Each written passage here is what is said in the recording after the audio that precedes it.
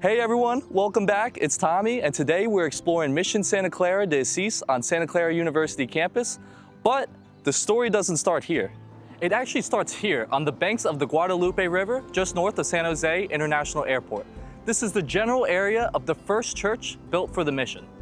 Founded in 1777 and led by Fray Junipero Serra of the Franciscan Order, Mission Santa Clara de Asis was the 8th of 21 total missions founded in modern-day California by the Spanish.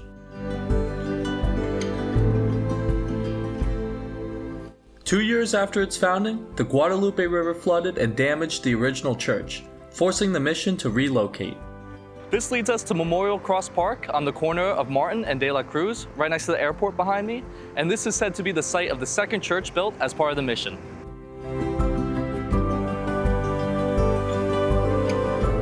The church built at this site was only being used temporarily, while a third church was being constructed near the entrance of today's Santa Clara University. The field behind me is the location of the third church built by the mission. Unlike the first two, this was designed as more of a permanent structure made of adobe brick and was used from 1784 to 1818. Now is a good time to explain how the mission actually functioned. The Spanish, through a mix of persuasion and force, converted many of the native Ohlone Indians in the area to Christianity and made them live at the mission. These newly converted Ohlone were referred to as neophytes. Aside from learning Catholicism and the Spanish language, the Ohlone were also taught various skills like farming and weaving clothes to help maintain the mission as a self-sufficient community. After severe earthquake damage in 1818 left the third church unusable, it moved to its fourth location, another temporary church that no longer exists, built near today's Kennel Hall on campus.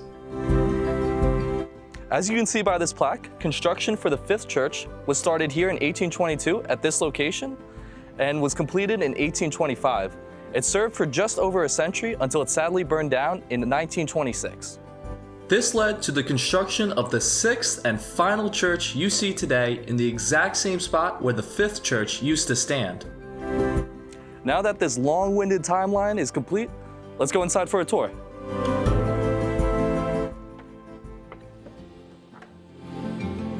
The interior of the church is fairly long, and aside from its main altar, it's highlighted by 7 smaller side chapels, 3 on the left and 4 on the right after entering.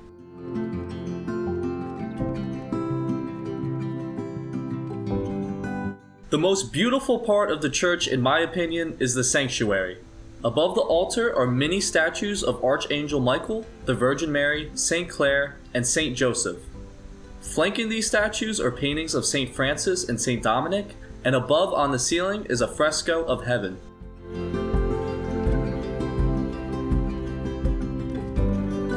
The tour of the mission does not end here. Behind me, to the left of the church, are some beautiful gardens, so let's go check it out.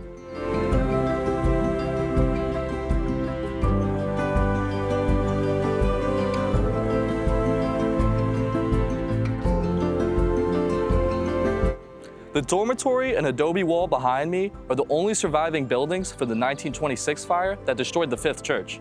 They're also the oldest college buildings on the West Coast.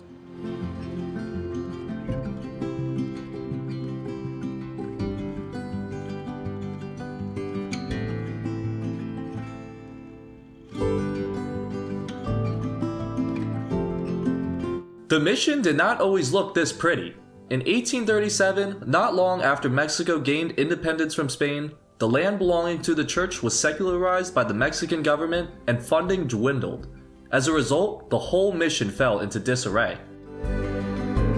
Ownership of Mission Santa Clara was eventually transferred from the Franciscan Order to the Jesuits. In 1851, led by priest John Nobili, Santa Clara University was established. Today, it is the oldest running college in California.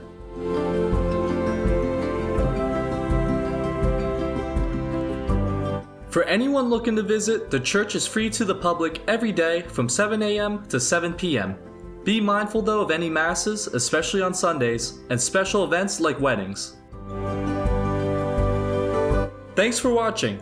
If you enjoyed, leave a like and subscribe, and check out my last video on the Guadalquivir and Fontaine Caves in Aruba. Happy history!